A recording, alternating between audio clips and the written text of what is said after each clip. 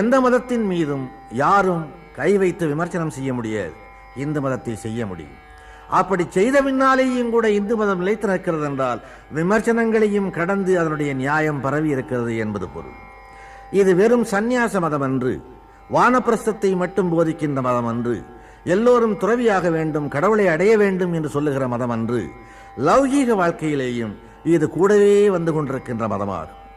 எப்படி போகின்ற பாதையிலே எல்லாம், வருகின்ற அனுபவங்களிலே எல்லாம் திருக்குறளிலே ஒரு குறள் எதிரொலிக்கிறதோ, அப்படியே மனித வாழ்வில் ஏற்படுகின்ற அனுபவங்களின் போதெல்லாம் இந்து மதத்தின் ஏதாவது ஒரு தத்துவம் எதிரொலிக்கிறது. ஜனனம் தாய் தகப்பன் கொடுத்தது, மரணம் இறைவன் அழைப்பது. இரண்டுக்கும் இடைப்பட்ட வாழ்வு அரிதாரம் பூசாத ஒரு நடிப்பு. இந்த வாழ்வின் ஏற்றத்தாழ்கள் எவராலே நியமிக்கப்படுகின்றன, எவராலே நிர்வகிக்கப்படுகின்றன, எவராலே ஆட்டுவிக்கப்படுகின்றன என்பதை உலகம் இன்னும் அறிந்த